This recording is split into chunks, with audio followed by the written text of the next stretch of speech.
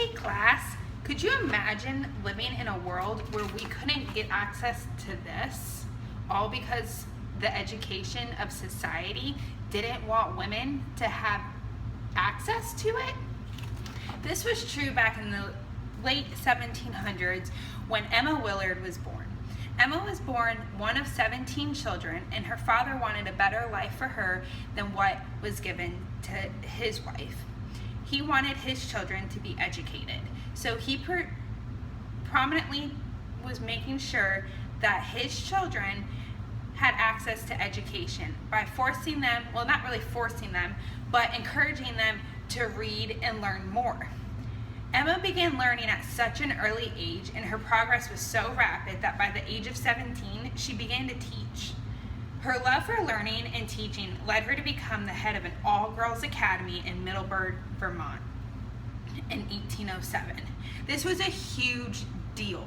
A woman teacher in the early 1800s, that's something that was almost not heard of. When she was in Middleburg, Vermont, she had met her husband, John Willard. John Willard was a physician and had lots of money.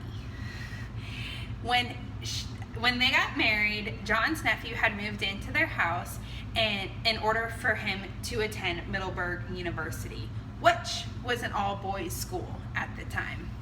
At this time, Emma had discovered that the educational opportunities presented to men were not nearly as equal to what were presented to women, and she thought she should change that.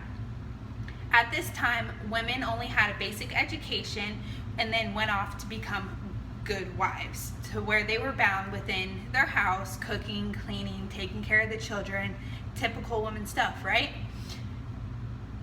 But Emma, being a scholar, she started to study the nephew's textbooks, where she mastered subjects such as geometry and philosophy. Again, these are subjects that weren't presented to women to begin with. After mastering these subjects, she opened up the Middleburg Female Seminary, where she taught subjects that were only available to men.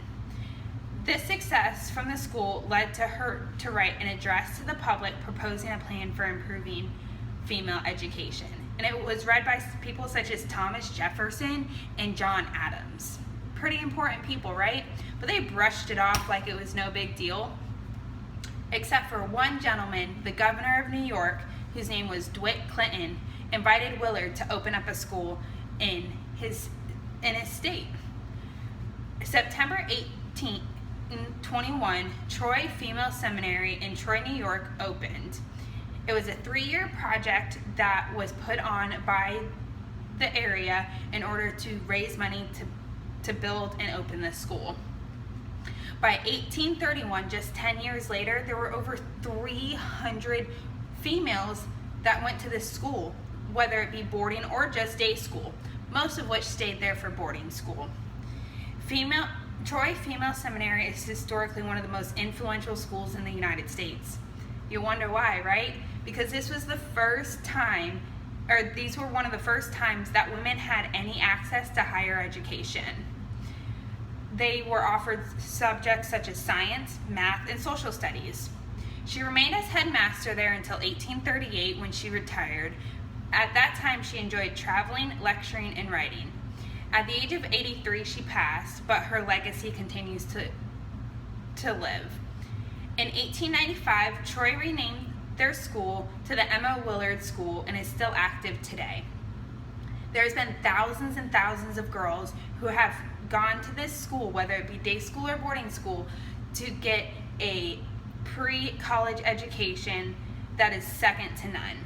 They focus on improving the love of intellectual life while building characters, leadership skills, and to help shape the world that's around them. Who would have thought that back in the late 1700s, an opportunity like we have today wasn't presented to women? But now, because of Emma Willard, people like you and me, we're able to get our own education.